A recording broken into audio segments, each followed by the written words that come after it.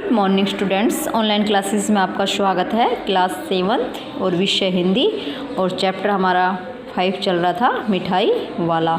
हमने इस चैप्टर को यहाँ तक पढ़ लिया था कि विजय बाबू मुरली वाले से 2 मुरली लेने के लिए बात करता है। तो मुरली वाला पहले 3 पैसे में देता है, लेकिन बाद में उसको 2 पैसों में दे देता है। अब इससे आगे क्या बात कर रहे हैं उसके बारे में जानिए। अप्रतिभ का अर्थ होता है हैरान या आश्चर्यचकित। दस्तूर का अर्थ होता है रिवाज, भाव, कीमत, झुंड, समूह। आइए पढ़ते हैं। मुरली वाला एकदम अप्रतिभ हो उठा अर्थात आश्चर्यचकित हुआ जब उसने विजय बाबू ने उससे कहा कि भला ये 3 पैसे में थोड़ी, तू 2 पैसे में दे रहा है, मेरे पर एहसान थोड़ी कर रहा है 2 पैसों में देकर। तो इस बात पर उसको आश्चर्यचकित हो गया। बोला, आपको क्या पता बाबूजी, इसकी असली लागत क्या है, अर्थात इसकी असली कीमत क्या है।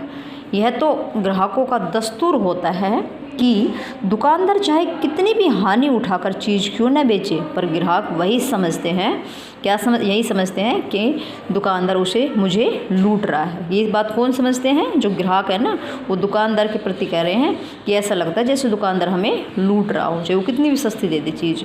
आप भला काहे को विश्वास करेंगे, अर्थात आपको तो मेरे ऊपर विश्वास नहीं है ना।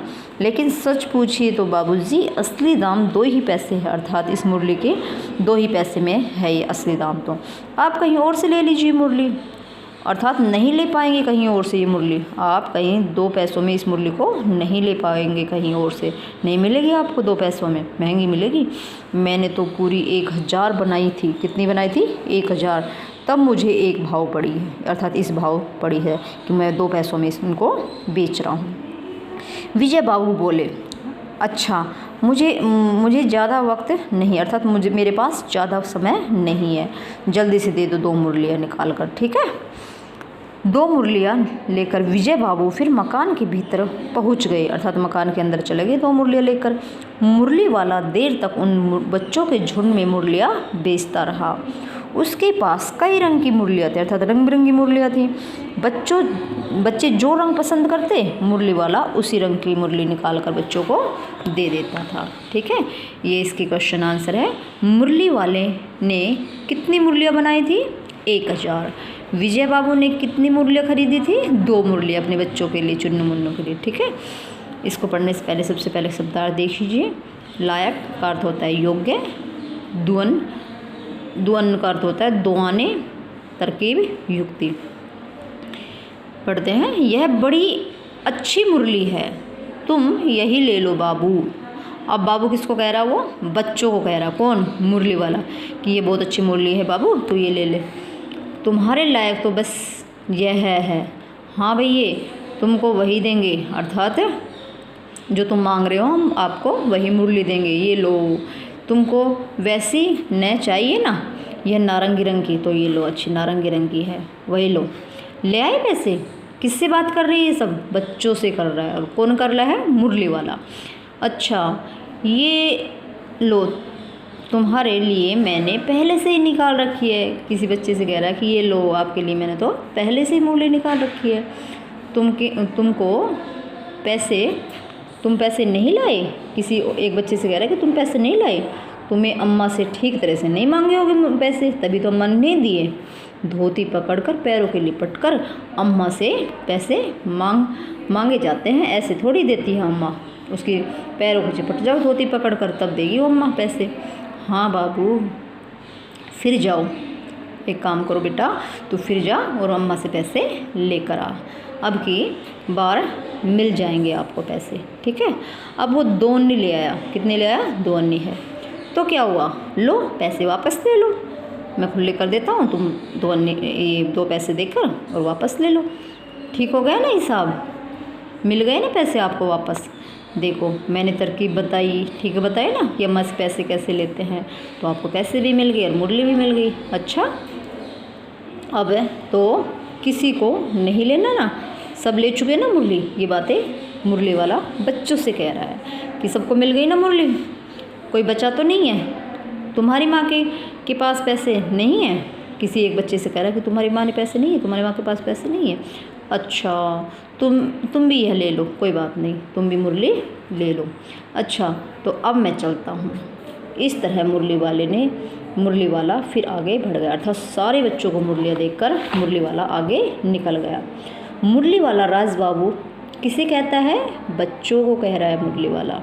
मुरली वाले ने अम्मा से पैसे लेने के लिए क्या तरकीब बताई थी कि धोती को पकड़कर पैसे पैरों के लिपट जाओ, तभी पैसे मिलेंगे। ठीक है, इससे आगे पढ़ने से पहले सूत्र देख लेते हैं। सौदा, सौदा का अर्थ है बेचने वाला सामान। भला, सज्जन, क्षण, धीमी, और निकट का अर्थ होता है पास। स्नेह शक्ति का अर्थ होता है प्रेम भरी स्मृति माने याद। आइए पढ़ते हैं। आज अपने मकान में बैठी हुई रोहिणी मुरली वाले की सारी बात सुन रही थी। जो ऊपर इसमें आया है ना सारी बातें, ये बातें कौन सुन रही थी? रोहिणी अपने घर में बैठी हुई उसको सुनाई दे रही थी। आज भी उसे अनुभव हुआ कि बच्चों के साथ इतने प्यार से बातें करने वाला ये फेरी वाला जो मुरली वाला पहले कभी नहीं आया। फिर यह सौदा भी कैसा सस्ता बेचता है, अर्थात बहुत सस्ता सौदा बेचता है। भला आदमी जान पड़ता है, अर्थात अच्छा आदमी होगा तभी तो इतनी प्यार से मुरली बेचता है और सस्ती देता है। समय की बात है जो बेचारा इस तरह मारा मारा फिरता है, अर्थात क्या पता समय की बात हो, गरीब हो बेचारा तभी तो मारा मारा फिरता है सस्ते में। पेट जो न कराए सो थोड़ा, अर्थात पेट कुछ भी करा सकता है। ये बात कौन सोच रही है? रोहिणी सोच रही है। इसी समय मुरली वाले का क्षीण स्वर दूसरी निकट गली में सुनाई देता है, अर्थात एक गली में तो उसने बेच ली, अब वो दूसरी गली में जाकर मुरलियों को बेचता है। फिर वही गाना गाता है, बच्चों को बहलाने वाला मुरलिया वाला। अब रोहिणी इसे सुनकर मन ही मन कहने लगी, और स्वर कैसा मीठा है इसका, कैसे मीठा गा रहा है इसका। बहुत दिनों तक रोहिणी को मुरली वाले का यह मीठा जो स्वर है और उसके बच्चों के प्रति स्नेह शक्ति अर्थात प्रेम भरी बातें याद आती रही। वो रोज़ आता, रोज़ बेचता, इस प्रकार समय निकलता गया। महीने के महीने आए और चले गए, फिर मुरली वाला न आया, अर्थात एक दिन ऐसा आया कि मुरली वाला न आया और धीरे धीरे उसकी जो याद है वो भी ख़त्म हो गई, क्षण माने ख़त्म हो गई। ठीक है, मुरली वाले की बातें रोहिणी को कहाँ बैठकर सुन रही थी? अपने मकान में, अर्थात अपने घर में बैठकर वो सुन रही थी। मुरली वाले के प्रति रोहिणी की क्या धारणा बनी थी? भला आदमी जान पड़ता है तभी तो। ऐसा फेरी वाला पहले मैंने कभी नहीं देखा जो इतनी सस्ती मुरलियाँ दे रहा है। ठीक है, आज के लिए यहाँ तक ही, इससे आगे हम नेक्स्ट क्लास में पढ़ेंगे। सभी बच्चे इस चैप्टर को घर पर पढ़कर देखिए। Thank you.